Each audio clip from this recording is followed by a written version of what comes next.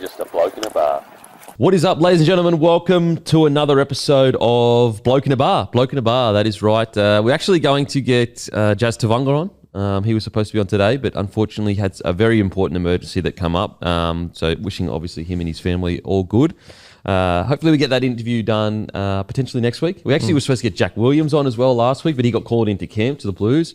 So yeah, we've got Billy Smith coming out. We're not going to release it today because everyone's obviously thinking about Origin, and I don't want to waste a great interview that we had with Billy Smith when people are focusing on other stuff. So we thought we would do what we did last week, and we just impromptu, sat down, talked about the news on a Tuesday. I will say what's funny, guys, like people listening, and it'll probably just, the people that really, really love Bloke in a Bar that are listening to this episode. But what's funny is like we might get like Sam Walker on or something like that, who is like, in my opinion, super interesting, young superstar. Like, I would love to hear his story. And numbers-wise, we do essentially the same, if not more, of us just sitting here talking about the news. And it's just been like, it has been the real evolution of Bloke, where I started, obviously, with the interviews. And I'll never forget, the reason why I wanted to do the interviews was obviously to get the boys' stories out there. And I still want to do that. But I guess the main principle of wanting to do those interviews was because, like, just to look at sport and rugby league from a more positive perspective, not in a cringe positive perspective where you can't actually critique anyone, or it's just all like, oh no, everything's fine. It's like, no, not that at all, but just a reasonable, because I felt like there was a quiet majority out there that loved their rugby league, wanted to talk about it like adults, not yelling, ranting and raving and all that nonsense. Just wanted to talk about it like adults and have really good insights, fun as well, not too uptight. Anyway, so with the interviews, we still try to do the interviews, but yeah, it's just funny how much it's evolved. And I'll never forget, like, for many years, I just did the interviews because I was like, no one's going to want to hear what a 40-game winger has to say about rugby league. Like, how embarrassing for me. So, like, even with the interviews, I would try to keep it all about the player. I would never try and, put my own touch on it. Obviously, as the show became more, I guess, known or whatever, and I could understand the audience a little bit better, I introduced a bit more of myself in it. But it's just crazy to see how I think with interviews, like, they're still great. And I think, like, if you're a diehard of a team and you get those interviews, they're great. I think with interviews, though, like, they've just been done so much now. I think that's it, yeah. Like, people have, like, they kind of get the beats of interviews, and snippets are really good from interviews because you get like that little the best story of the chat. But like, it's one of those things where like a lot of people have started to do them over the last couple of years, whereas I've been doing it for like a decade. And I just think that now that there are so many out there, it's lost a little bit of its, I guess, romance to a degree. And rather than listen to every interview, you're going to listen to just specifically a player from your club or whatever. And so I reckon that's what's probably changed over the last few years. Well, as a consumer myself of, say, other podcasts like Hello Sport or The Buy Round, like, even with them, like, I won't watch every interview. I'll pick and choose specifically as what I want. But I'm rusted on Hello Sport every Monday and Thursday. Yeah. So it's like, it does shock me a little bit when I do see the numbers. I'm just like, what the hell? But then I think about myself as a consumer, and I'm like, well, I guess I do that as well. So. Yeah, we've had some pretty big names on here where the numbers haven't been even as good as us just sitting here like this. Yeah, which is wild. Occasionally they'll pump. Oh, yeah, like if you get like a Gus Gould or a Joey Johns, but the reason why they pump is because they don't do them very often. Well, that's true, yeah. You know what I mean? Like if Joey did a few podcasts, I reckon, it's Joey Johns, though. We've got to remember how big he is. Yeah. So what an incredible get from the boys, Joey Johns. Like, that's amazing. I reckon I was the first one that I was like there at 6 a.m. when that dropped. Ready to go. I was so pumped for it. So good. Yeah. And it's a good get because I remember speaking to him years ago and he was like, sorry, bro, like I don't really do podcasts that much. I think what was good about Hello Sport is like it probably suited Joey a little bit more, I think so, yeah. Just because it's more laid back. Whereas I think Joey, having just interacted with him a little bit and obviously know Matty a bit, like I don't think he wants to sit down and have a serious chat about his life. And don't get me wrong, we do fun stuff as well. But I think he probably feels more comfortable in that relaxed environment. And also we're with KO now, so obviously there's no way he's coming on. And they're with 9 now, I think. Do you know whether they're with 9? I think they're with 9 now. I think so. They're with Stan, and 9 owns Stan, and then Then they had the whole Freddie and the 8 thing, so I think so. Yeah, I'd say so, because also We Mean Well are managed by the Fordham company, who is quite ingrained into Nine. Yeah. So I think that's also I don't know where that's why it happened or whatever, but that's another connection to it or whatever. They're wasted not being with a network though. And what I mean by that is it's like they're too big and talented for a network not to be like, let's use these boys for content. Like, I just, who else do you get when you think, like, who else, when you actually think about, like, from a network's perspective, and you're trying to get access to an engaged audience of, let's just say 100,000 people, could be more, maybe 200,000 people, with highly talented people on the mic that, because the thing about podcasts is that you have to opt into podcasts, whereas whatever comes on Fox League or Nine or whatever, you're kind of opting in, but you're just watching whatever they're putting in front of you, and you can choose to watch it or not. Whereas a podcast, you've got to go and search it and then choose to watch it every single thing. So if you've built an audience with a podcast, like the boys have, there is no denying talent there, because no one puts you in that position. Obviously, you can get opportunities here and there that like put you in front of a lot of people, but you still need to build the audience up. And so if you've built a podcast the way the boys have, like there's just, you can have, let's say there's the biggest Hello Sport hater in the world, the biggest Hello Sport. He still couldn't deny that those boys are extremely talented. Oh, yeah. Because they've built an audience from nothing. Whereas like there are some people on TV that aren't that talented. Yeah. Because they got chosen by someone else to be put there for a certain reasons or whatever. And it's not everyone, and I'm not just talking about sport TV, I'm talking about TV in general. Whereas podcasting and like YouTube and all that kind of stuff, that is the true test of, are you entertaining on a microphone? It really is. And I think you're right. Like it was eyes up from Nine as a network to bring him on to Freddie and the 8th, for example, because as I said before, like I'm a Rusted On Hello Sport. They have thousands of Rusted On fans 100% that are just going to go straight to that show and watch it. And then, you know, Freddie and the 8th is already a very popular show with two of the GOATs, but Tom and Eddie just brought a whole new audience for one episode. And even if, you know, 5% of them come back for another show, then it's a success. Yeah, absolutely. And also, you know, the one thing I am a little bit critical of mainstream TV, whether it's Fox or and I've told Fox this, so it's not like I'm not swinging a turn, but like their talent is a bit aged up. And I think I just, for some reason, I get it from a risk perspective. I get also that they'd be looking at their demographics of like who they're trying to appeal to. But I've never understood why Nine or Fox don't just go find a 35-year-old that really relates to this generation and put him on. Like, that's why Sean Johnson's gone so well. Just about to say SJ. Yeah. SJ's perfect. That's what, and like, I've been telling Fox this for any time I've had a ton, like years ago, like literally 2 or 3 years ago, that like they need to get a youngish guy or girl that appeals to a younger generation.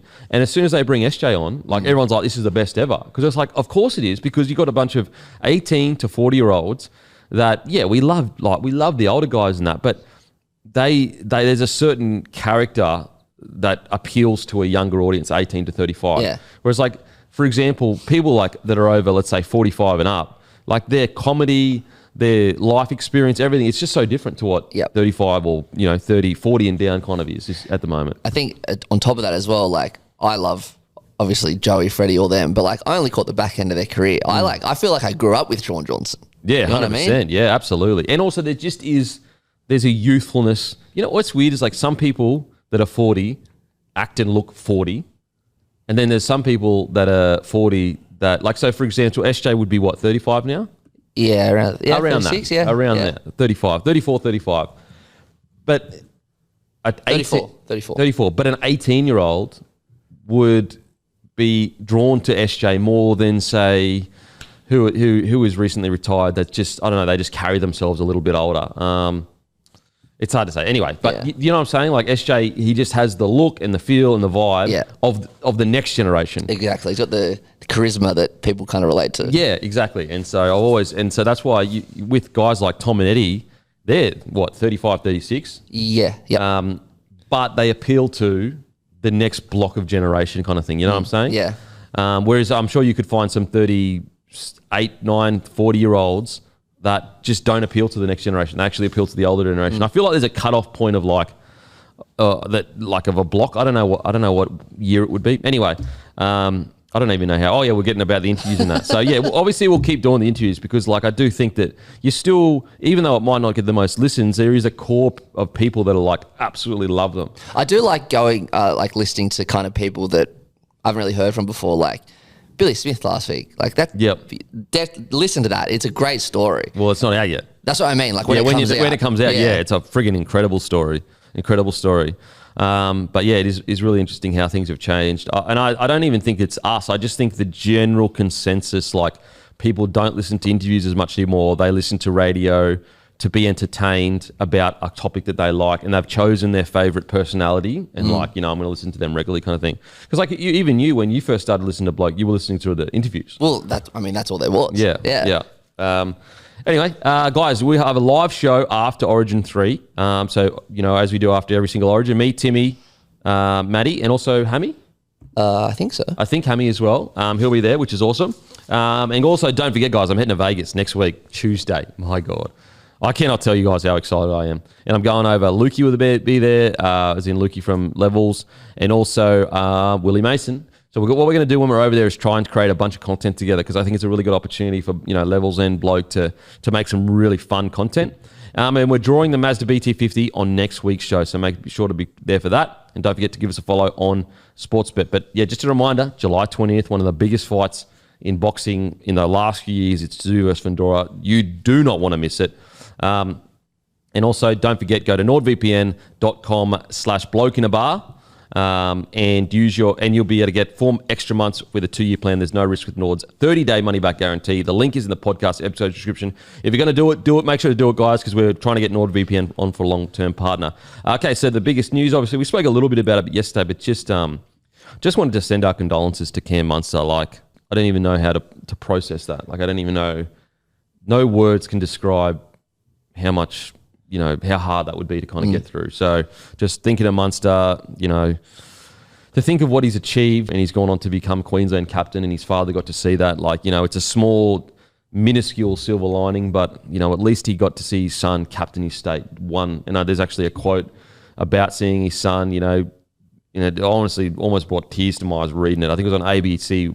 Stephen Munster, I'm pretty sure his name is, just said how he remembered his son telling him that he wanted to play one NRL game, and now he's captaining the state. And I just I just imagine, my own son's like, just that. Anyway, I don't even want to talk about it. It's fucking going to rattle me. But yeah, just sending our thoughts out to Munster. I know a lot of people have spoken about, what this means to Queensland, and it's going to galvanise them. And that's a fair, I get it. But I'll be honest, I don't really care. I think this is much bigger than that. I don't give a shit. Yeah.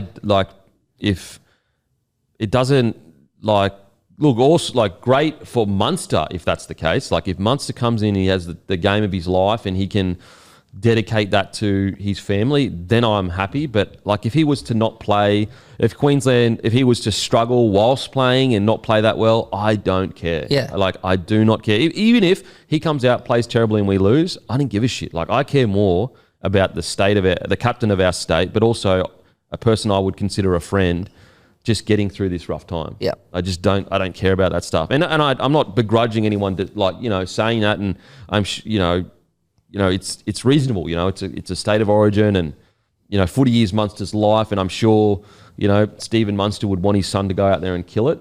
Just from my perspective, it just doesn't. I'm not really.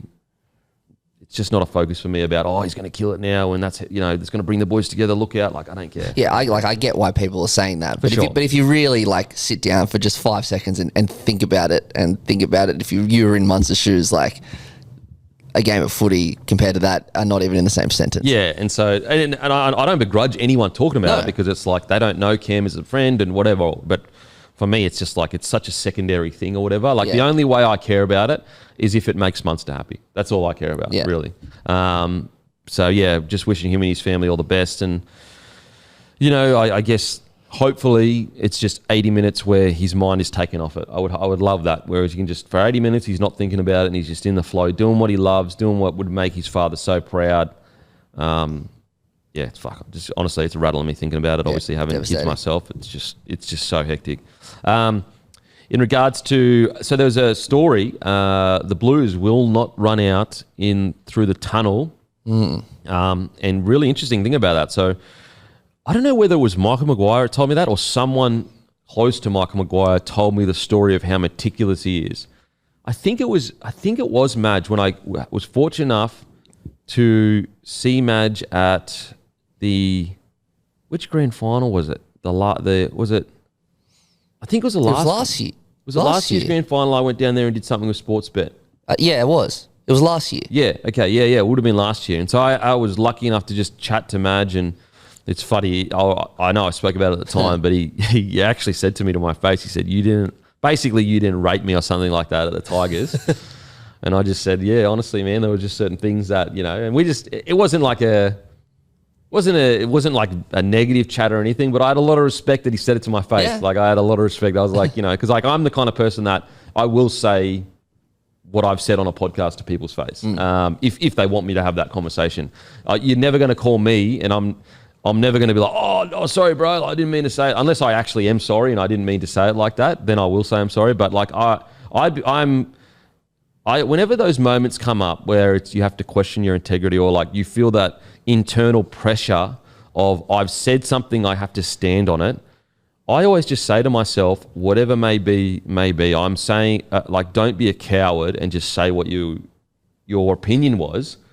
And if they don't, whatever the hard consequences that fall on from it, it just is. Whereas I think some people, what happens is they want to say how they feel, but they feel that social pressure, and they go, and they just kind of move with whatever the feel of the conversation is. Yeah. But yeah, anyway, that aside, I remember speaking to Madge, and he brought it up, and got to meet his lovely wife as well. And so we were talking about Origin, and I remember him saying, I'm pretty sure it was him, talking about how all the finer details, and we're talking about the Suoliti head high with Reece Walsh. And I'm pretty sure it was Madge that was like, this is how detailed this bloke is. Like, he goes, I was thinking back about the walk down the tunnel, and I just wonder whether the boys were too emotional coming out to that game, and the whole Suoliti thing happens, and how crazy that game started.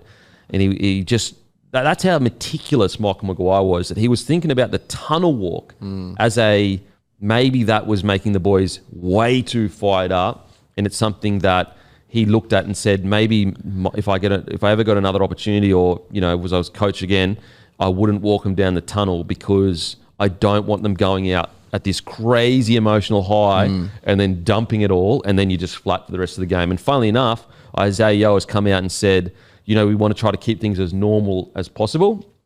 And so it's true, like, you got to wonder. And look, Madge went on to win the series. So what an incredible series that was. That was one of the great Blues campaigns, honestly. It was really the first time in a long time where I felt the Blues just had their shoulders squared back, and they were like, we've got a direction, we're going in it, and we're not going to let anyone dissuade us. Because I feel like a lot of other Blues campaigns, and I don't mean this disrespectfully, this is just me as a pundit having an opinion, but like, there's been a feeling of unsureness, a feeling of changing your mind, and that always for me is a sign of a bit of weakness in your conviction. And what I liked about Michael Maguire is he said, and that's why, like, the whole Stefano thing this year, even though I would pick Keon, I understand why the Blues are doing it, because they're going, we have a plan and we're sticking to it. And that's been the Achilles heel of the Blues, I think. The amount of times you go out game one, something doesn't work out, and you just go fucking boom, boom, boom, boom, and you change the whole fucking team. Well, that's been a tale to the start of Origin, basically. Yeah, and so what I liked about Michael Maguire is there was a steadfastness and a sureness of, like, this is how we're playing. I'm selecting players specifically for this role. For even the Jake Trbojevic, like, think about the guts you've got to have as Michael Maguire. No one talks about it because you won. But if you had lost, it would have been a huge headline. But the guts Michael Maguire had to said, Jake Trbojevic is essentially being picked for everything he does off the field, not really for what he does on the field. And I'm going to play him essentially 15 minutes each game. Think about how much guts you've got to do to have that plan with your captain. But that's how specific Michael Maguire's plan was, that he was like, This guy is like essentially getting picked for 15 minutes each game, but it's everything he does around the game. And I don't care about the backlash of taking off. Remember the backlash that he got after game 1, I think, for taking Jake Trbojevic off after like 15 minutes or something like that? And so that's how steadfast he was with his plan. That's right. He brought him off, and then he brought him on with 4 minutes to go. Yeah, as a, whatever. And so, that's what I like about last year and this year for the Blues is steadfastness of there's a sureness, we have a plan, we're sticking to it. And that's why I can't be too harsh on the Stefano call. I know a lot of people want to talk shit about it, but it's like, well, hasn't that been the knock on the Blues for so long? Is that you pick a game 1 squad, by the time you hit your game 3, it's literally like 10 players are different. And I respect that. I do respect it. Anyway, so it was a really cool conversation with Madge as to why that Suoli'i moment against Reece Walsh, one of the craziest moments ever. Think about, I'll never forget the comment section around that moment. I will never forget. It was the wildest thing I've ever experienced. Like the vitriol and the hatred on either side, it was insane. I'll never forget. We didn't do that was the last time we didn't do a live show immediately after the game. We did it the next day. So we recorded that with you, me, and Guru, I think. In the morning. And then the Arvo we did Tom and Eddie. And there was, I think, 300 to 400 comments on each video. Yep. So a combination of 600 to 700 comments, and it was all Suoli'i. And it was like pretty much 50-50, one half hating the other half and vice versa. And it was crazy. It was crazy. And I'm always of the mind, and I actually said this to you at the time, and that's just because I'm a bit older, obviously got a bit more life experience. I just said, you're so emotionally, I know you doesn't feel like you're emotional right now, but you're so emotional in this. I feel like you're going to get a bit further away from it and go, and every time you watch it, you're probably going to go, holy. And that's the thing, I'm happy to admit that with the fullness of time, it was definitely a send-off. But I still think my argument is right in that we'd never really seen anything like that before. For sure. And that's why, and that's kind of why I was so pissed off, because I was kind of just like you've just ruined the game, and it's never really happened before. But then the more you look at it, it was a disgraceful tackle. He took his head off. I'm very, very happy to admit that I've changed my mind now, but we were in a unique area. 100%. We'd never been there before. And also the argument, it is a very reasonable argument to go, yes, okay, did he take his head off? He did. Did Reece Walsh slip a little bit? Yeah, but he still took his head off.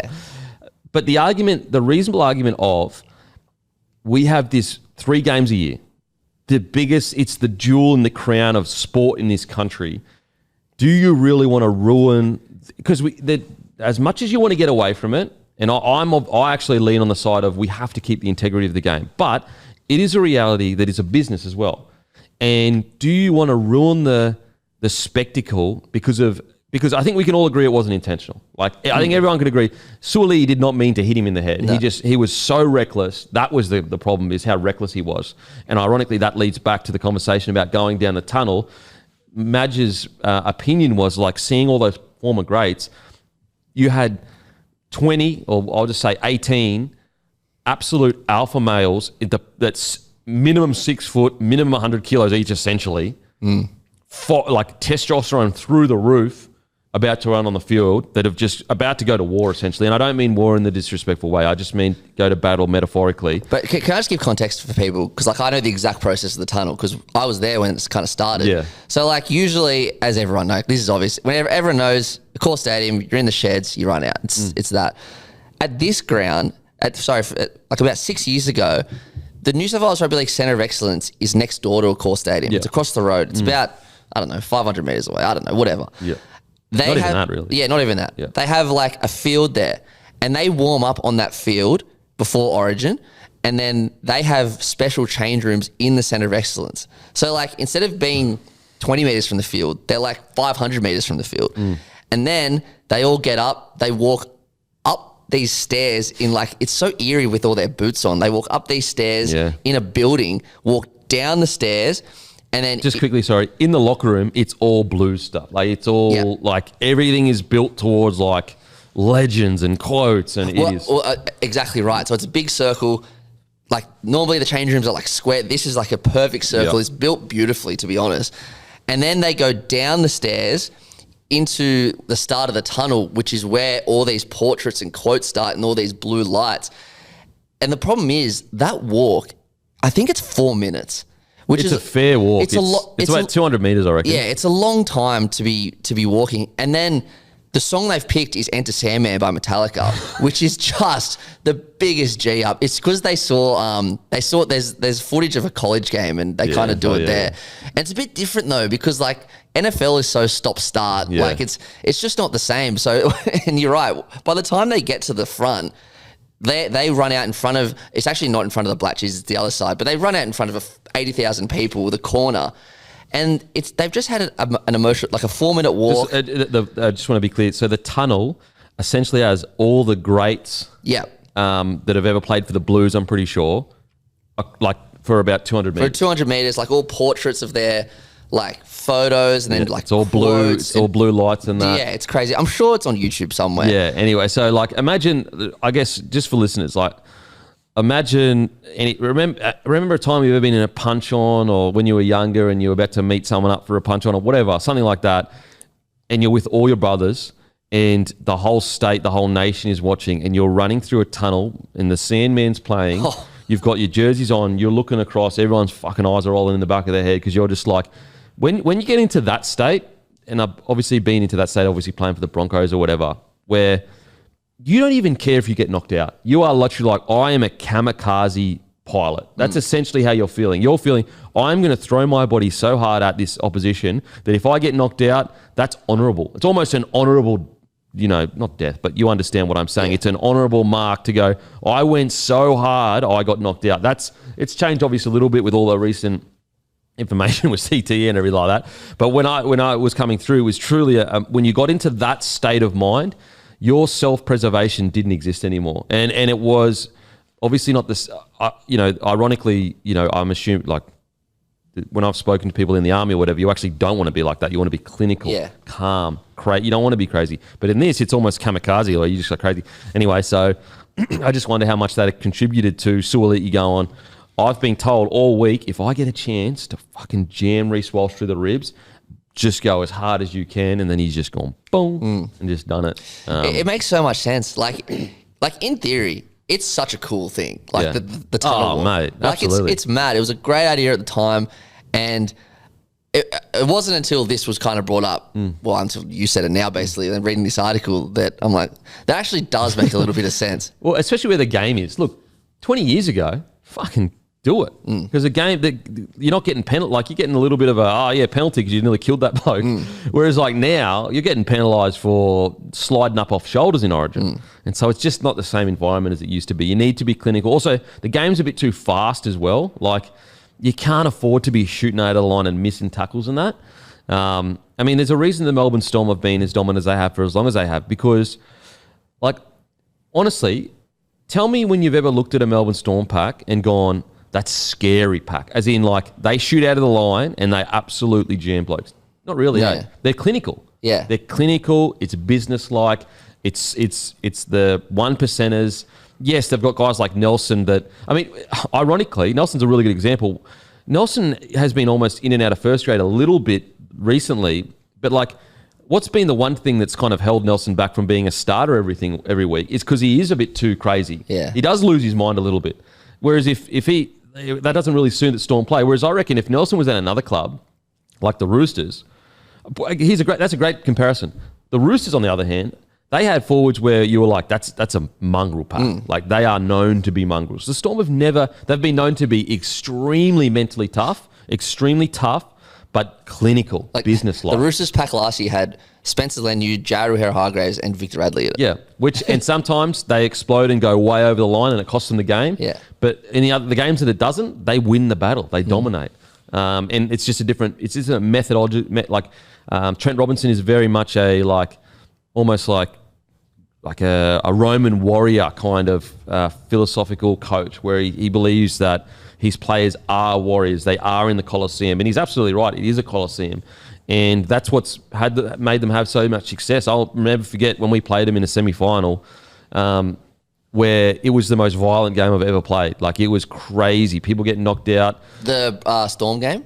No, the Roosters game. Roosters game, so sorry, it was a week before it, I think. In the first half, they went absolutely crazy. Like, I think it's also the game where Kay head-hied Braithwaite Astor mental. It was just... I remember, I see that footage. I think it was that game. That was fucking outrageous. An outrageous hit from Kay. But the reason... Again, I think it's the same game. The reason that happens is because the Roosters were belting us, like absolutely belting us. And I remember walking in at halftime just going... We're all kind of looking at each other a bit shell-shocked, like...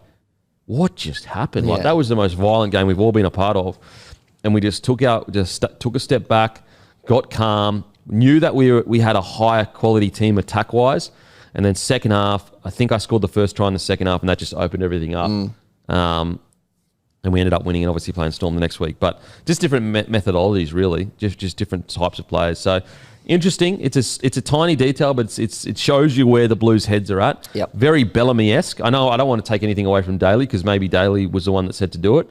But, we just talked about how the Storm are very clinical. Very.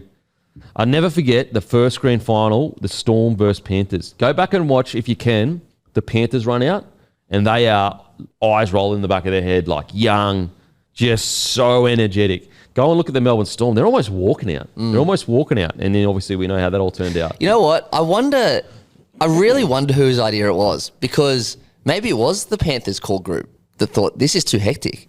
Maybe. Yeah, potentially. It might have been Isaiah Young that were just like, here's our advice for this. We don't, we learned our lesson in our first grand final that we came out way too guns blazing. We should have just been patient, calm. Go back and look at that first 10 minutes against the Storm. It was chaotic. Absolute chaos in that grand final. So it could have been the Penrith, yeah, for sure. Not sure who it was, but I'm sure. I mean, although I'm sure if Madge did say that last year, he would have passed that information on. Well, I reckon what would have happened as well is they would have done a review of the series last year, and in that it would have been like 10-page review or something like that. And one of the recommendations I reckon would have been game one, boys were too rolled up. How do we change that?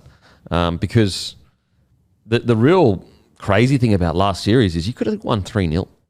Definitely. Like when you look at that game, a player down and you were in it for most of it, like that's super interesting, super interesting. And in regards to the game tomorrow, geez, I just can't believe, like, I just cannot believe how much, I guess, like, things have changed from game one to game three. Like, yes, of course, the odds are still quite long for Queensland, but there's definitely a totally different feeling heading into game three than especially game two and game one. Like, there was a real, like, we are way better than you.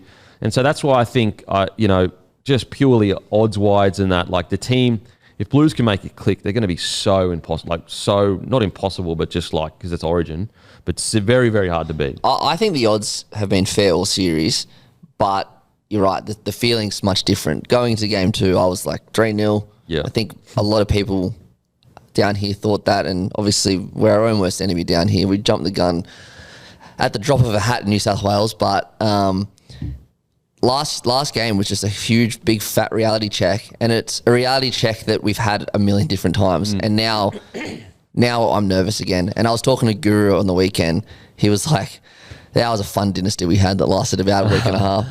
I will say, you guys were so bad in the first half. Like, yeah, okay, let's talk about the penalty. It was terrible. Like, the penalties don't excuse 55% completion rate. Like, it was just abysmal rugby league in that first half. And you still nearly, if Lomax hits all his kicks, you still would have won.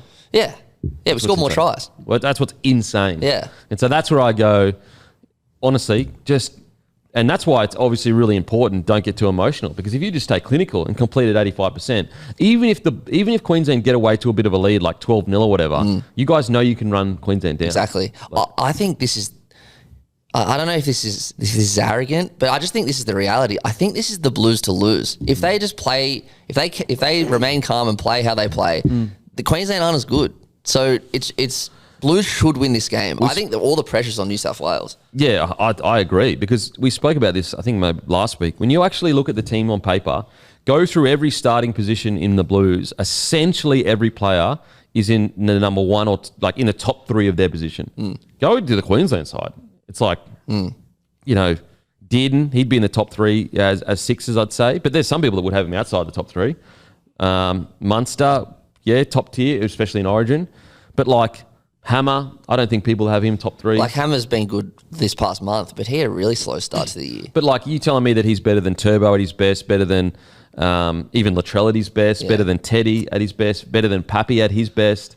You know, so they got that. Then you got Val Val's moved into the centre. So no. So Val on one wing. Yeah, which is good. But like, is he a top tier winger these days? I don't think you'd have him in the top 3 at the moment. Well, that's the thing, and I know Latrell doesn't play centre, but we all know what Latrell can do. He's a top tier centre. Yeah, exactly. Yeah. Latrell's Latrell. Val hasn't played wing for ages. Yeah, and so then you've got our centres. You've got a debutant. You got two centres that wouldn't be in the top 3 for Queensland. We've got 2 centres that it was funny. Sean, the trader from Sportsbet, was here last week, and I think they were jokingly asking him like, what would the odds have been for Shibasaki and Toya to be the Origin centres at the start of the year, and he's like minimum 5,000 to 1. Fucking hell, that's crazy. Then Coates at his best, he's a top tier winger, but people would have Toto and Lomax before him. That's the thing. I love Coates, but he doesn't make the Blues team. Yeah, so it's like there's that. Then in the forwards, you've got Leoro, not in the top tier of 13s. You've got Tino, who form-wise isn't in the top tier right now. Yeah, like his Origin games have been... Well, game 1 he was good, but last game he was bad. Really, really poor. But obviously, I think like... It's Tino. Yeah. So that's... I'll land that. He's top tier. Yeah. Number 9, Harry Grant, absolutely top tier, best in the game. Other front row, Josh Papali'i. Right now, he's not in the top tier. So like, whereas you go across that Blues pack, it's like top tier everywhere. Payne Haas is the best. Then you've got Angus and Liam Martin, the best. Yep. Isaiah Yeo, the best. Hudson Young's on the bench. He's going to win the Dally and back rower. Yeah, exactly. Spencer Leni's the best bench player in the comp. Yeah. Isaiah Yeo, the best 13. The only one, as we've said before, is probably Stefano. But like again, like I know he was poor game too, but like you know he's missed about 4 tackles this year. Yeah, defensively he's probably one of the best front rowers in the competition. So that's on paper, but you know it is Origin. I will say like if Queensland can get their attack right and land it all and complete high, almost like I think maybe 2023 year, maybe where it was it Reece Walsh that just fucking carved us. Yeah. If that can happen, where everything is landing, all the the spreading out of your own end, the quick play of the balls, there is a world where New South Wales get a bit flustered and try to chase points and make errors. And that's why I just think that if I'm Laurie Daly, I'm just saying to the Blues, guys, even if they get out to a 16-0 lead, calm. We can just strip them of numbers. We've done it so many times. If I'm Queensland, it really does need to be the game of their life to get the win. It really does. Yeah, and that's why I think the pressure is on New South Wales. But again, like it's Origin, like that. Anything can happen. We saw what happened in game 1. Like who could have predicted that first half in game 1? Game 2. Like they couldn't hold on the ball to save themselves, the Blues. Yeah. So you're right. It's got to be the game of Queensland's life, and if Queensland can pull off this will go down as one of the greats. Yeah. One of the greatest Origin wins of all time. Man, if it See, I don't know if I was talking to you about this the other day. I reckon this would go bigger than 2020 because I know 2020 had reserve graders in it. But you had Wayne Bennett, it was COVID, it was the end of the year, shit was going on. It was a bit different. The Blues should not lose this series. But if Queensland can pull this off, it will be amazing. Oh, it'll be crazy. And that's where, like, again, if they can just win the ruck for a period of time and it clicks for Grant, that's where I feel like there's some opportunity there. You know, I feel like you look at that Max King and Haas, they are big boys. And so, like, speed-wise, around the ruck, if Harry Grant and Dearden and Munster are just at them all day, there could be some luck around the ruck. Yeah, well, I think the evidence is, again, in game 2. Yep. When Harry Grant, in my opinion, was the man of the match and he just carved it for about a 20-minute period. Yeah, and so, like, that's where I feel like if Queensland can just get there, like, I don't want Tino fighting for every metre or Papali'i. I just want them to get down to the ground, and just go, just everything high tempo, everything at a high pace for 80 minutes. That's how I feel like there might be a world where, because like the middle forwards for the Blues, like they're big. Like Spencer Leniu, he is explosive, but he's still a big, thick boy. Isaiah Yeo, not necessarily fast. So you look at Isaiah Yeo, Payne Haas, Max King, like that. You could argue that's a slowish front row. And so I just wonder, if Harry Grant can get that quick play of the ball, can he exploit the fact that they are a kind of slow front row? Whereas like if you had Cam Murray in there with Reece Robson, I feel like Reece Robson and Cam Murray could do a lot of the cleanup work with their pace along the ground.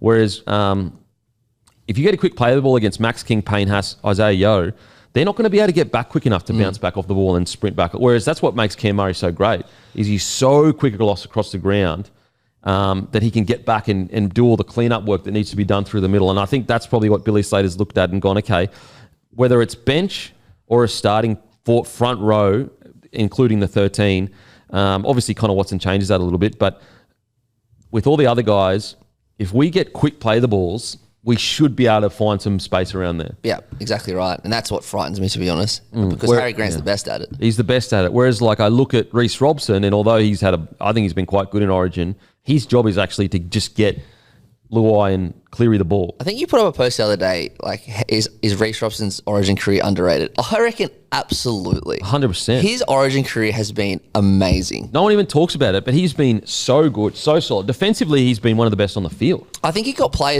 in his first or second game.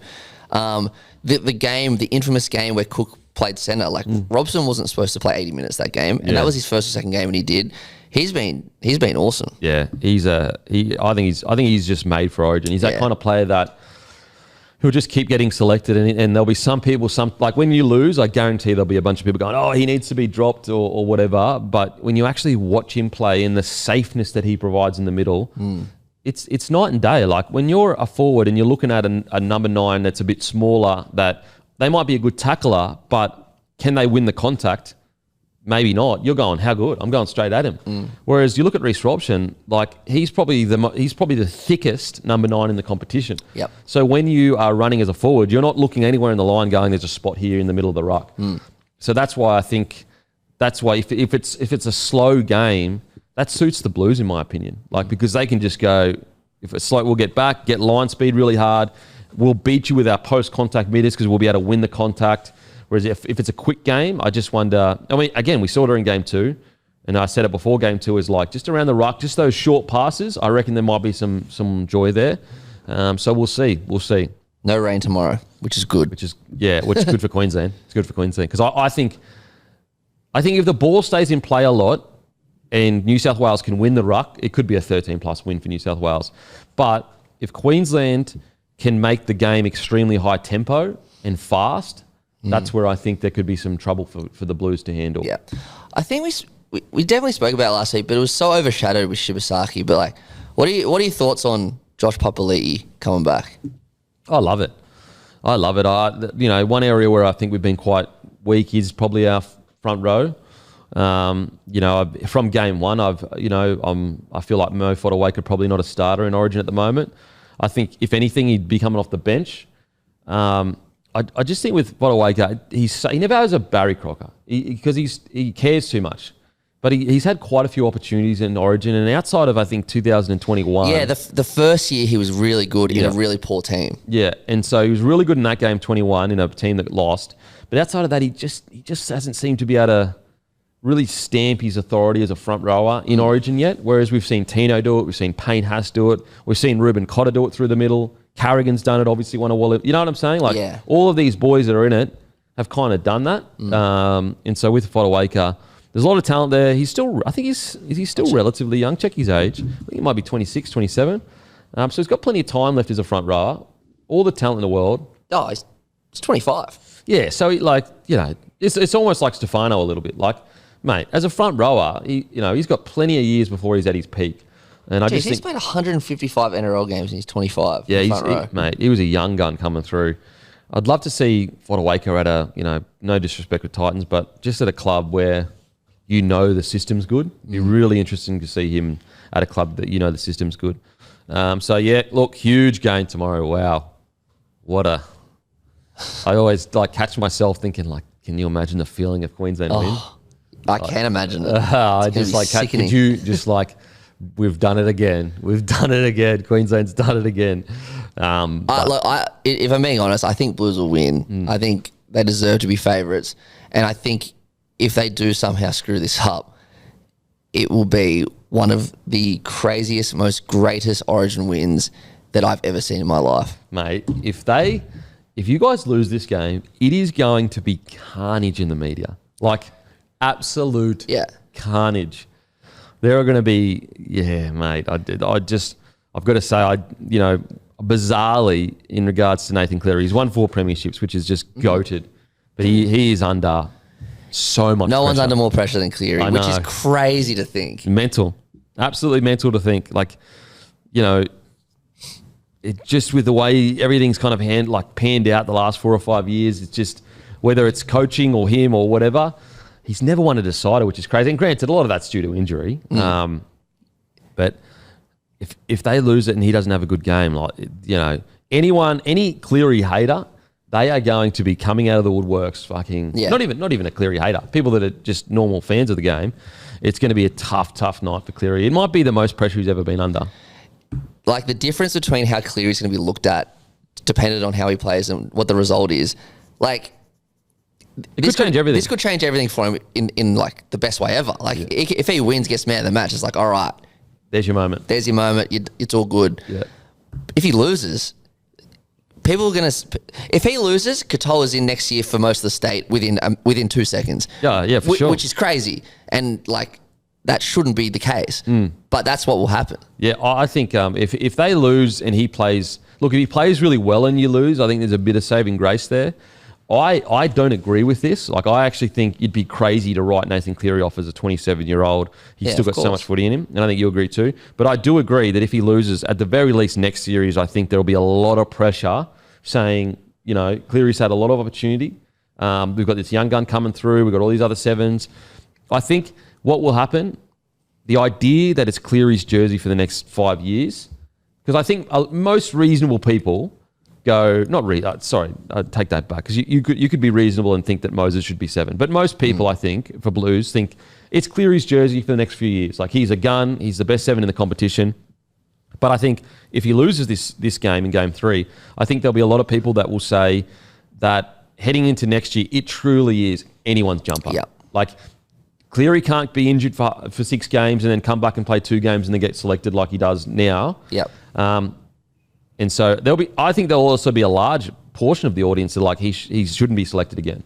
I think there will be a lot of people that say that. I don't agree with that. I think that's nonsense, but I can understand why people would say that. Yeah, there's been quite a, the fact that the decider thing, it's quite strange. He's only played 2. Like, I know it's 2 deciders, but there were 2 deciders both at Suncorp. Yeah, I know. He's only played 2. But it is a shocking stat. Like, it surprises you because he's so good. I don't agree with him never getting selected again. I think that's craziness. But I do think I don't think it's craziness. But I understand why people may think that. I personally, if he does struggle in this decider, I actually don't think it is. I think he's going to probably win man of the match and kill it. Yeah, I got that feeling as well. I think this is his moment. I think he arrives and he nails it. But if he doesn't, I think it is fair to say, okay, it is a fresh slate next year. And if Katoa's playing the way he is now, I'm putting Katoa in there. Yeah. Seriously, if we lose this series, it is more than fair to say it's a fresh slate. Yeah. And I don't think anyone outside of Toto and Payne Haas, I think everyone else should come under question. Yeah. Toto, Payne Haas locked in, probably Robson locked in. I just think he's been so good. And not locked in. That's probably too far. I'd have to think a lot more deeply about it. But just off the top of my head, like, no one should be safe if we manage to lose this series. Yeah, it's fair. That's fair. So I personally think that it's just his moment. I reckon he's going to... I thought he was great in game 1. I really did. I was shocked. I was shocked beyond belief at the amount of people... and maybe I'm wrong. This is just obviously it's an opinion. It's subjective. Outside of his goal kicking, I thought he was outstanding game 1. I really do. Yeah, he controlled the game beautifully. I thought it's a shame that Moses is injured, and I'm stoked Luai's back, but I just loved them both together. Yeah, I love that Moses was selfless enough to be the number 2, and I thought it worked well. Yeah, game 3. This is where. And look, I think as well with the Cleary situation as well, like, you got to remember, Joey didn't have just a clear run to the 7 jersey for Blues. Like, he played 9 for so long. And granted, he came on, he was like he had the number 9 on his back, but I think he defended in the middle, but he played at 7. Because he was such a good defender. Yeah, which is actually more insane. It's crazy. It's actually more insane. People don't even know that. Yeah. When Joey was at 9, what he would do is he would defend in the middle, then play at 7. That's crazy. But I just think that I think because Cleary has been so good at club, like the best we've ever seen, essentially, at least one of, that rightly so, people just expect him to go into Origin and just boom. Yeah. It's going to work straight away. But even Joey, it didn't work straight away. I mean, it worked. He was still good, but it didn't like immediately, he's the man, give him the 7 jersey, it's his jersey for the next decade. Especially because like not only is he good at club, I know this is a club game, but he's got 2 Clives. Like he steps up in those big games. Yeah. So everyone just expected it. And I think that's what's been so... And funnily enough, he's won player of the matches too. Like Twice. So it's like, it's just that weird kind of in-between world where it's like deciders... I think that's going to be the clincher. What I really don't hope from a clear perspective, if New South Wales win and Payne Haas kills it, don't go, but that was because everyone around him was good. Like that will piss me off. Oh yeah. Because if they lose, I guarantee you it'll be all on him. Of course it will. And I'm not saying you have to give all him the credit if they win, but at least don't go, it was just because he was in a good side. Because it's like, come on, bro, you can't win then. When can he ever win? I think people have their minds made up before they even watch the game. That's fair. Yeah, that's fair. Which is. Sucks, it's just. I remember like this is such a digress, but like how Eminem he just stopped promoting his albums. He just dropped them because he would be like, people would just read the track list and the features and they'd hate it. So why would I do that? It's just human nature. Yeah. But from a purely yarn perspective, and also just being such a fan of Cleary, taking out my Queensland bias, it would be good to just see him have that moment. Yeah. Just have that moment. I think as well, because Blues were such heavy favourites going into game 2, I remember saying to you guys, not on camera, but like, if Blues win, everyone will say, he's a downhill skier. It's just a good team. I think because Blues lost that, if he kills it, if he has a really good game tomorrow, I think people will step up and understand. I hope so. Yeah, I'm probably being too optimistic. Like the problem is though, you know what the next argument's going to be? Have you ever done it from not a favourite side? You know what I mean? Because that's the beauty of what Munster did in 2020. Yeah, exactly. He did it in a reserve grade team, essentially, or partly. Like, that's what makes that series so great. Like, and I go back to 2005. I think even back in 2005, Blues were probably favourites. I'd say so. By a little bit, not by a lot. Whereas, like, that 2020 series from Munster is just, like, nuts. It was an unlosable series. Like, it was the worst ever side put on paper. The funny thing about that, everyone put shit on, was it? As Bulldog Richie. Bulldog, and also Gallen kind of backed it up. Yeah. But he was kind of right. He was 100% it was right. On paper, it was easily the worst team. It was a really, if it's not the worst, it's like, it was, look, very, very, you can put it this way. As a Queenslander, you can't go one of the most amazing wins ever. We were huge underdogs. You guys should have won it, but the Queensland Spirit won it. You can't claim that, but then claim it was a good side at the same time. Yeah. Yeah, it has to be one or the other. Exactly. You have to be the underdogs that won it from nothing, or it was a pretty good side. Yeah. Maybe I was born in 95. Yeah. But like, if a quick glance of history, like I only started watching footy in the early 2000s, but like they won the first 5 years of the 80s. They were probably underdogs then, but they were always winning. The early 90s, New South Wales dominated, then kind of Queensland came. So, like, I don't think there's been a bad of a team as 95 and 2020. And even if maybe it wasn't the worst, but, like, you got to be real. It was definitely a weaker side on paper. Yeah. Like, it definitely was. Like, when you go back and look at that side, let's get that side up right now, actually. Let's get that side. 2020, Game 3. 2020, Game 3, Queensland. Here we go. Jeez, that was tough. That was my last game at the Blues. Oh, were you working at the Blues at that stage? Yeah, but there was all COVID. There was COVID stuff, so I wasn't really in it at the end of 2020. Okay. At fullback, Corey Allen. He's not even... He's literally just returned to the Dragons. He's been in reserve grade the whole time. Val Holmes, Dan Gagai, gun. Yep. Brenko Lee. Edric Lee. Yeah, you've already named 3... this is harsh, but 3 fringe first graders, basically. Yeah, all of them are not essentially playing first grade now. In the, obviously, 6 and 7, Munster, DC. Yeah. Front row, Christian Welsh. Yep. He was good in Origin. Solid, but, not a Payne Haas or a Tino or a Carrigan or whatever. Jake Friend, good, solid number 9. Josh Papali'i, gun. Kurt Capewell, he was That was out of nowhere. That was out of nowhere back then. Felice Kafusi, solid. Yeah. Again, Felice Kafusi was always just a good, really good defensive edge back rower. He always caused us problems. Tino, who was super young. He would have been like... That was his first year, wasn't it? Or his second year? Mate, super young. Jaden Sewer, like out of nowhere. Was he in reserve grade that year? Remember, I think he was in reserve grade that year. I think it was the next year. He played reserve grade like the week after he came back or something. Yeah, something like that. Either way, yeah. Harry Grant off the bench. This was his debut, I think. Lindsay Collins and Jai Arrow. See, there are some good players in that team, but there are 4 or 5 fringe first. But they were also at the start of like Lindsay Collins. I think that was probably one of his first. Yeah, like people don't even remember that Tino won a comp with Melbourne, and that was his Melbourne year. He was coming off the bench with Melbourne. Yeah. So he's a bench player though, starting for us. Yeah. When you think about it, like I know he went on to be great, but we're talking about a rookie that's a bench player at Melbourne behind Dale Finucane that's starting in our 13 jersey. That's what makes it crazy. Okay, whereas you go across and you've got Tedesco, best in the game at time, Tupou, gun, Gutho obviously at centres, he obviously not picked, Jack White and gun. Yeah. Adokar at the time was the best winger in the game. Cody Walker at the time, 2020. Cody Walker could do no wrong back then. Back then, like he was seriously probably the best 6 in the game. Yeah. Nathan Cleary at 7, Daniel Saifidi.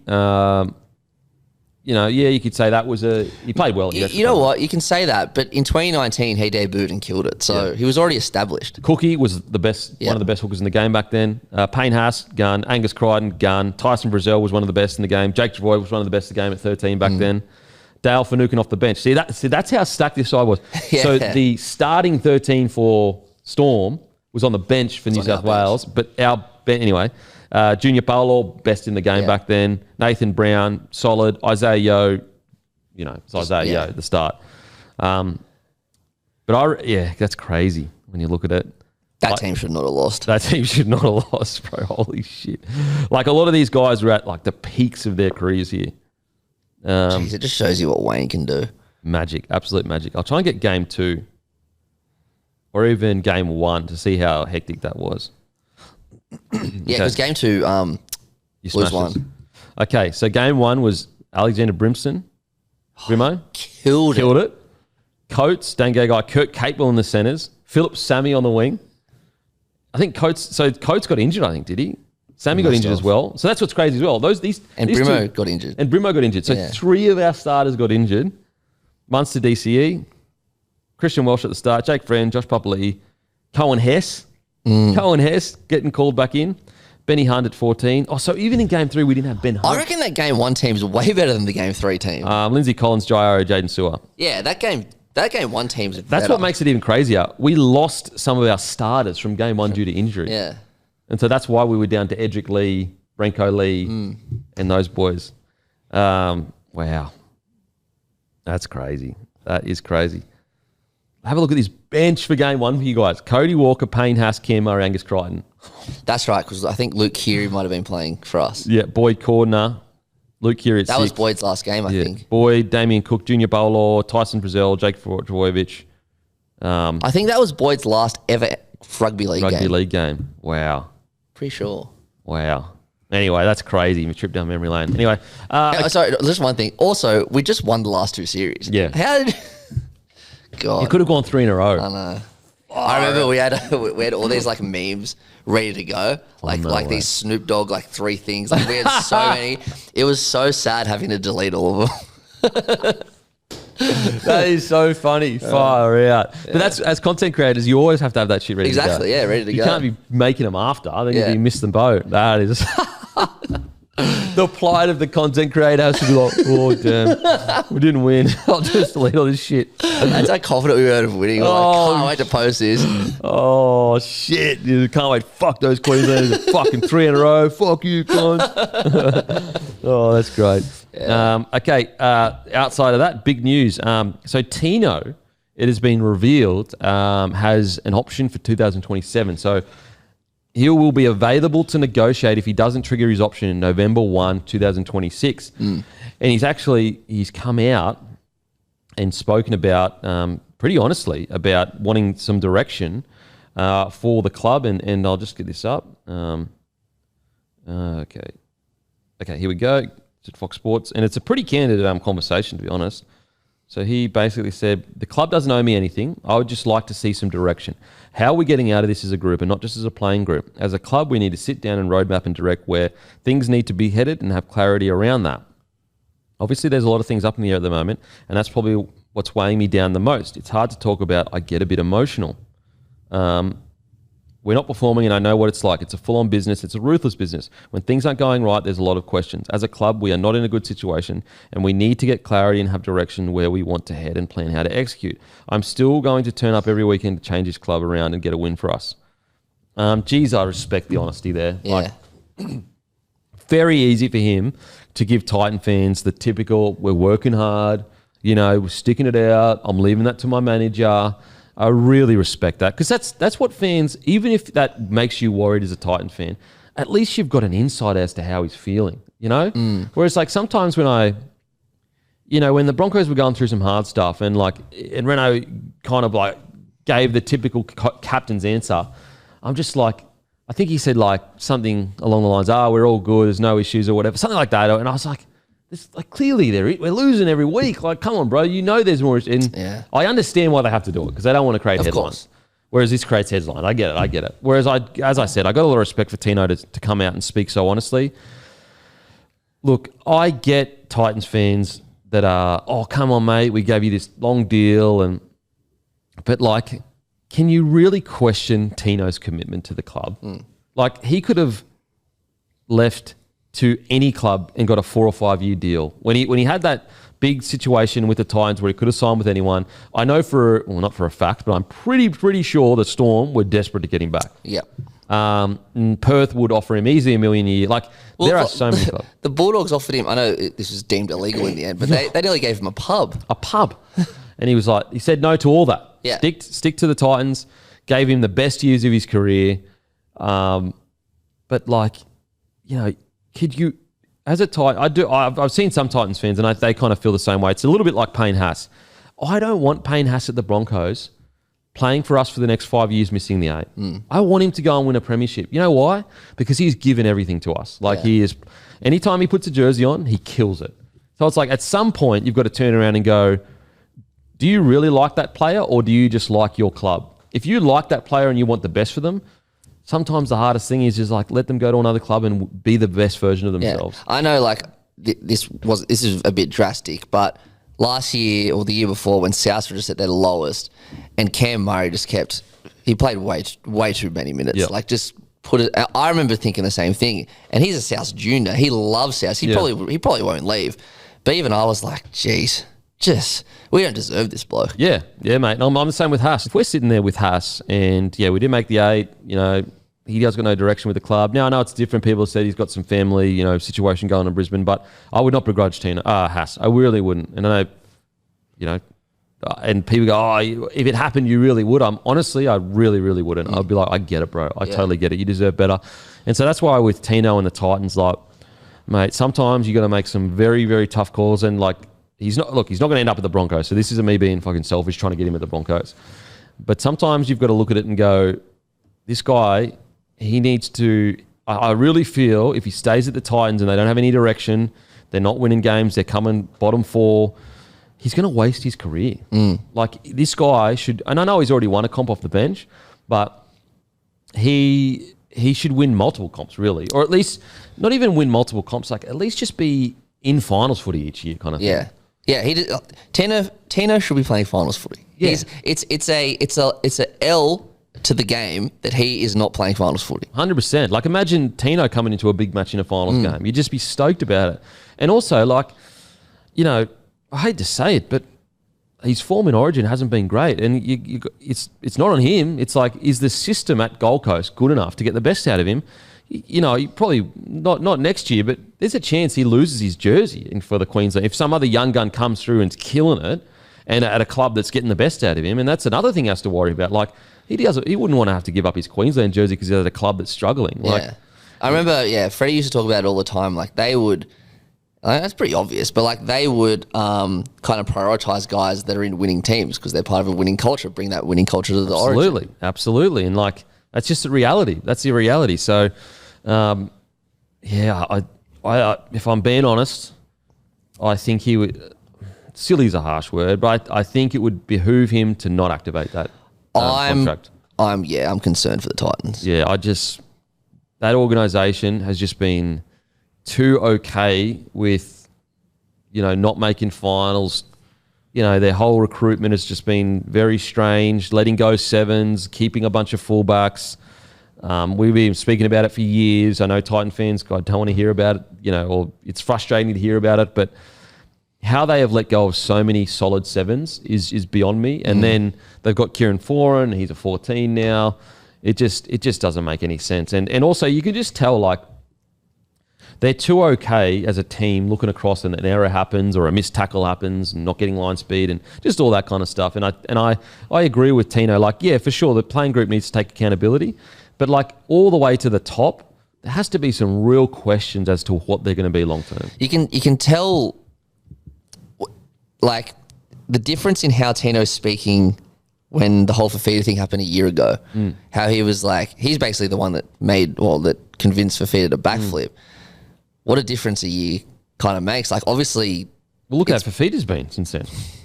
Like, just night and day. Yeah. Night and day.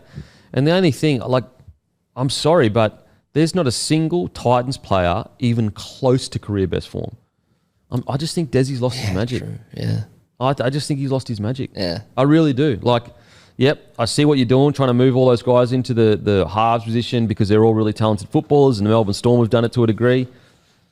It hasn't worked, bro. It hasn't worked. I wonder what they think about sacking Holbrook a year and a half ago. Yeah, I have a running battle with this Titans fan that agrees with it. I've always disagreed with it. Yeah. Like, no, I take that back. Maybe I was like, I get it to a degree. At the time I got it. It was Des Hasler. I would love to go back and look at tapes to understand. Because if I remember correctly, I think I understood why they were so secretive. That's just business. Unfortunately, it sucks. Then when I heard more news about he actually had a clause where he had to make the 8 or something like that, and he wasn't in the 8 at that stage, well, it made a lot more sense as to why they didn't go to him, because they're like, mate, you kind of already know. You know in your contract it says you should be in the 8 by now, and you're not. However, I will say, with hindsight at least, now with hindsight and information, it was absolutely the wrong call. Of course. I feel like they were progressing under Holbrook. I really do. I thought they were too. I think they're getting better each year. They had a bunch of injuries at the time. And like Holbrook had success in Super League, and then we heard Sam Walker talk about how much of a gun attack coach he is. Like, he'll get another gig at some point. I don't know if it'll be soon, but he will. And it'll be really interesting to see how that goes. Yeah, I'd be super keen. Because now, looking at it, he was working miracles. Exactly. Like, even if they were 10th with the injuries they had or whatever at the time, mate, that they would sometimes beat top tier sides with their attack.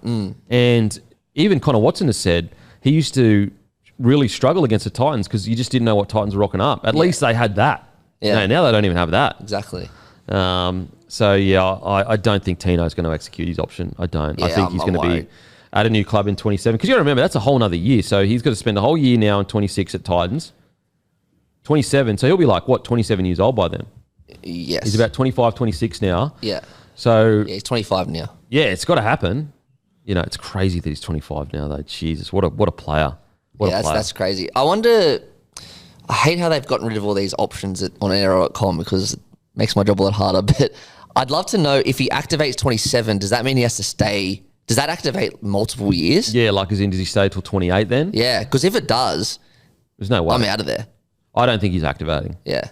Mate, you cannot stay, like, you're a marquee player in the competition, so much so that at one point, with people wanting to start a new club, you were number one.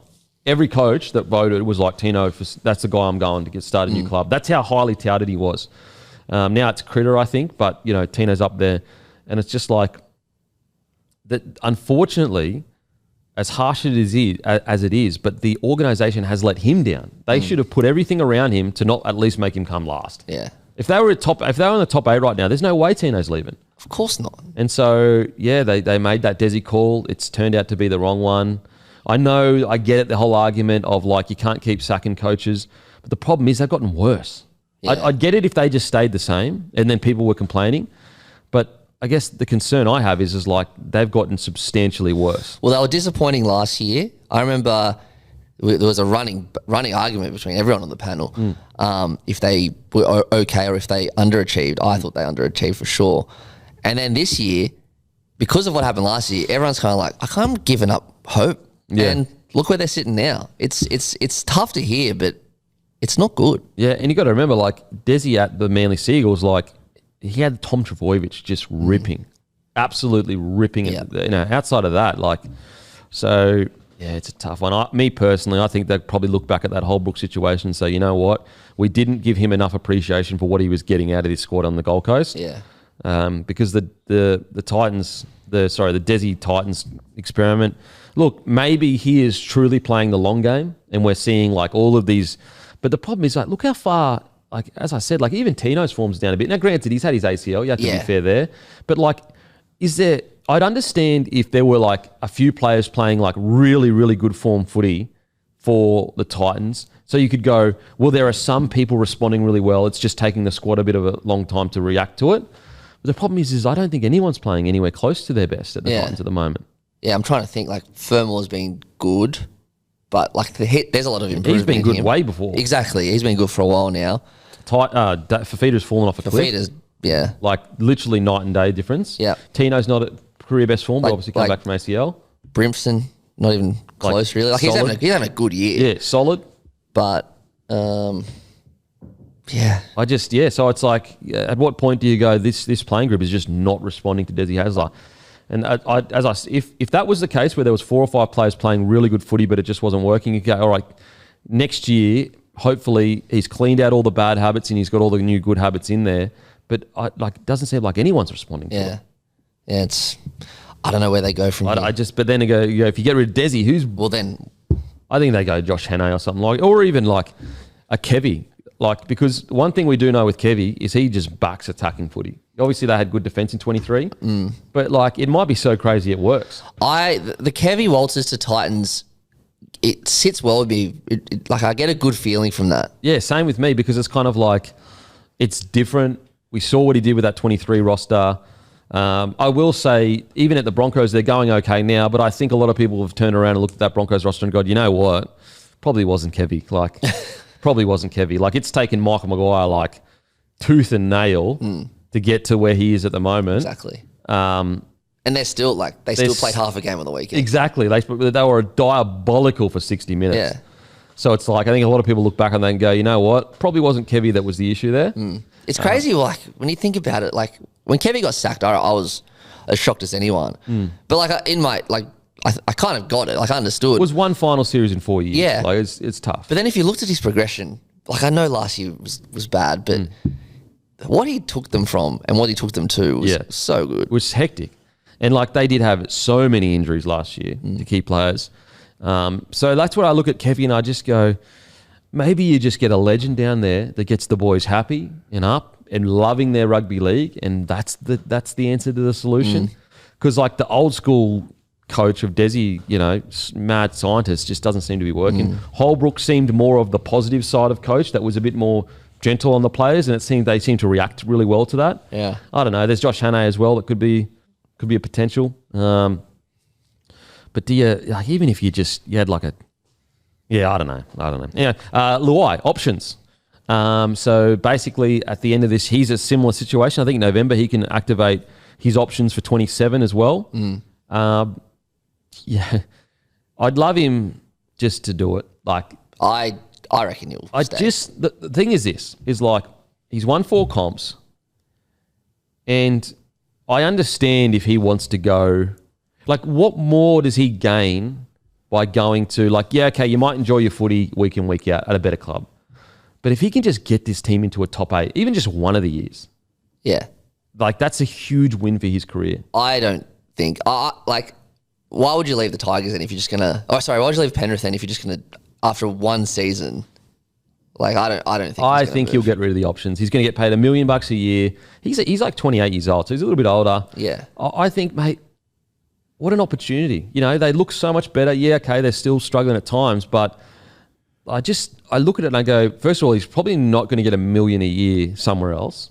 He'll be signed as a 6. So, probably, 700-800K, I reckon, at a good club. And he's getting paid 1 point something now. That's what I mean. So it's like you're getting a massive wicket. You've got a huge opportunity to turn things around. You've shown evidence that you can do that. Yeah. And I think just look at the Tigers last week. I know they've lost 6 in a row before that, but like the Fainu brothers, like there's so many positives in that team. And I also I hope if he does get rid of those clauses, all those people that were trying to use that as a stick against him. He deserved those clauses. I just couldn't believe. I couldn't believe people were trying to compare a bloke that was leaving a year and a half early to a bloke that when he was negotiating the contract said, this is the deal, you're aware of it, I'm not leaving early, we've both agreed to this deal. Those two situations couldn't be more different. Yeah. Couldn't be more different. Yeah. To suggest that if you have a clause in your contract that you're not committed to the club, it's like, it's such a pressure move to almost tell players you're not allowed to have any clauses in your contract. Yeah. Well, they're there for a reason. And they Why do always clubs have clauses? Exactly. So that club's not committed to that player then? Yeah. Would you ever turn around if a club's got a 2-year contract with a 3rd year in their favour? I have never, ever, ever, ever heard anyone in the media say that club's not committed to that player, and if they were committed, they should get rid of that clause. It's just always spun in the club's favour. Yeah, exactly. Never, ever in a million years have I heard that. Yeah. So with this whole Luai thing, that was something that the Tigers agreed to. Yeah. He went from the best team in the comp to the worst team in the comp. Of course he wants to see. It has nothing to do with loyalty. It has everything to do with how is this club actually run? Am I going to work in a professional environment every single week? Am I going to get treated like a professional? Do they have the right resources? They say they do, but I don't know that. It is beyond reasonable that a 4-time premiership winning half is going, okay, I'll give you 2 years to see what the place is like in the working environment, and then there's the options I want in my favour to see how we're going. And then the club has agreed to that and said, yes, that is an agreeable deal. It's on the club to make sure that he loves the joint and he's happy to be there. Exactly right. And when that news come out, whenever it was ago, I remember thinking, he's only going to leave if it is an absolute shit show. And I don't think it is an absolute shit show. It looks like they're getting better. It looks like, I know they love a headline, the Tigers, but a lot of it's all fluff. Yeah. I from the outside looking in, it looks they're positive. getting better. I don't care what anyone says. Yes, there are still some remnants of you got to remember, Richo's only been there for 2 years, I think. Yeah. There's some remnants of the old Tigers, the leaks and that, but they're definitely, even the leaks aren't as bad. Bro, back in the day, it was every single week there was a leak out of the Tigers. That's crazy. About meetings, people walking out, it was mental. Someone commented last week actually saying that Richo had only been there for a year, and I was like, that's not right. So I looked it up, and he was kind of right. He came 2 years ago when Pascoe got sacked, but he was actually there in an interim role for 9 months. So he's actually only been dotted line CEO for about a year now. So it's there's going to be some echoes of the past, whatever. As you can be the biggest Tigers hater in the world, but you've got to admit they've improved. You've got to admit as a club they've become better at what they're doing. There's no denying it. Me personally, people wanted to paint a picture of Luai as the bad guy when this whole Galvin situation happened. What did he really do other than put a post up saying team first? Yeah. Nothing. Literally nothing. And also, what's the difference between putting up a statement that says team first and if you had gone through a journalist and said, team first, mate, that's what we're working here on the Tigers. If he had said, to a journalist, here at the Tigers, here's my statement. Here at the Tigers, we're all about whoever wants to be here, they put the team first. No one would have had an issue with that. But because he went through a different, not socially normal avenue with an anime picture. He does it his way. Exactly. Yeah. All of a sudden, it's inappropriate. It's what? Because he didn't go through the normal channels that have been the normal channels for so long, it's inappropriate. Yeah. The message is all that matters. And the message was team first. If he had said that in front of a bunch of journalists, no one would have had an issue with it. Yeah. But because he puts it on Instagram, all of a sudden it's an issue. It's that makes no sense. The message is a message. The quote can be put on Instagram. It can be put in a newspaper. It makes no difference. Yeah, exactly right. So you can try to paint him as the villain or as all you want, but at the end of the day, he literally just said team first. And just back to the clauses, he hasn't done anything about the clauses yet anyway. If you want to paint him as the bad guy, if you really, really want to do that, at least wait till he actually does something wrong. Yeah, instead of just going, because you have those clauses and you have no right to say team first. It's like, bro, that's actually crazy. Nonsense. That's actually crazy. Could you imagine, so there's a club CEO and he's sitting there and there's a bunch of journalists around and the journalist goes, excuse me, I just got a question for you. So Reece Walsh, he's got a 2-year deal with a club option. Would it be fair to say that you don't have his best interest at heart until you remove that option? That would never, ever happen. It's not reality.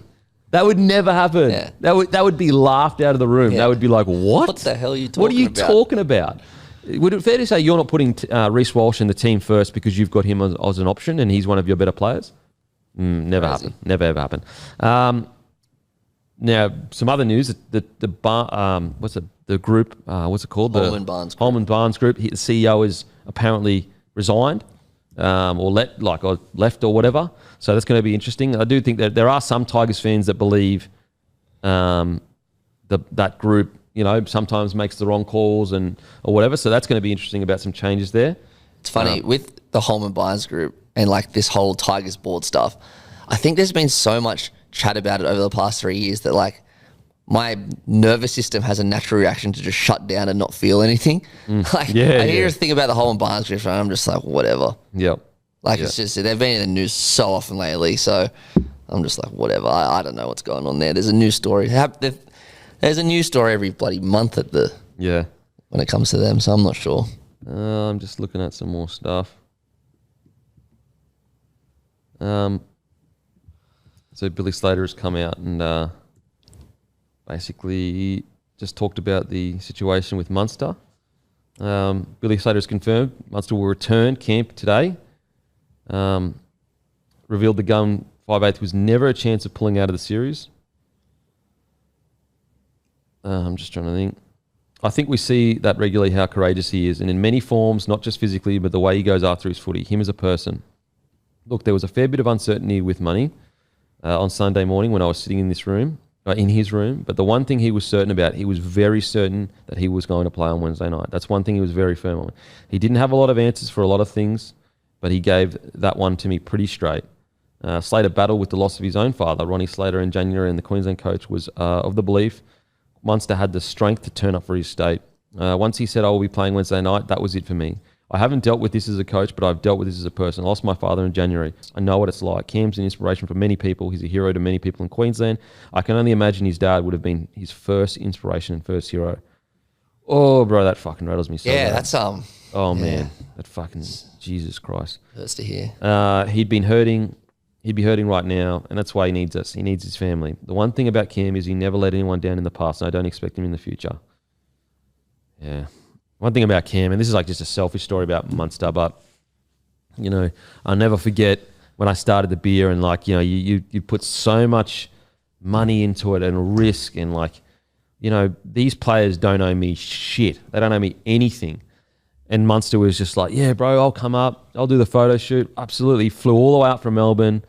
And, we had a great day. Funnily enough, he was like, let's get to the beers. And he was going to postpone his flight home. I was like, bro, relax, mad dog, relax. I was like, no, I want to get you home to your wife, mate. That was the mad dog back then. I'm so glad that he's gone, doesn't drink as much anymore. And he just has a few every now and then, I think. But that's just a measure of Munster, man. He has always been so supportive of Bloke. He came on the show years ago, I'm pretty sure, as well.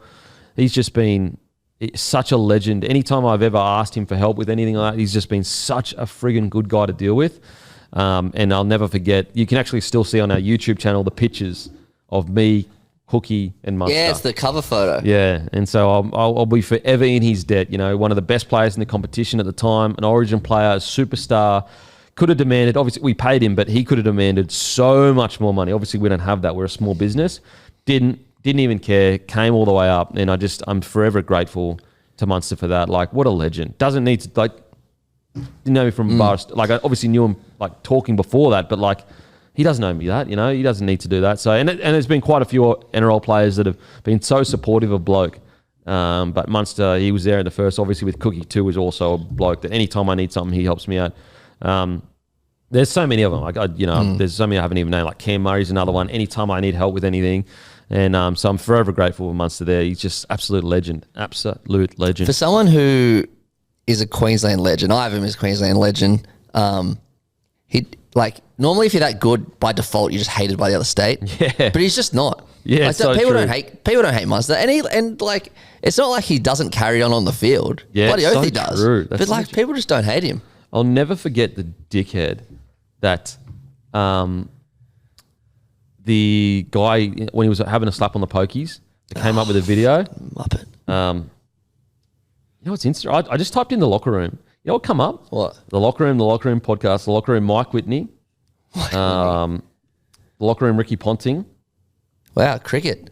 That's interesting. So obviously we don't call it. I'll see. Yeah, we didn't. We don't call it that, but maybe that's just So he came on the podcast 8 years ago. Yeah, I've actually never met him. So it was really? Before my time, yeah. Look how young and skinny I am. 8 years ago. What a legend! And I'll never forget.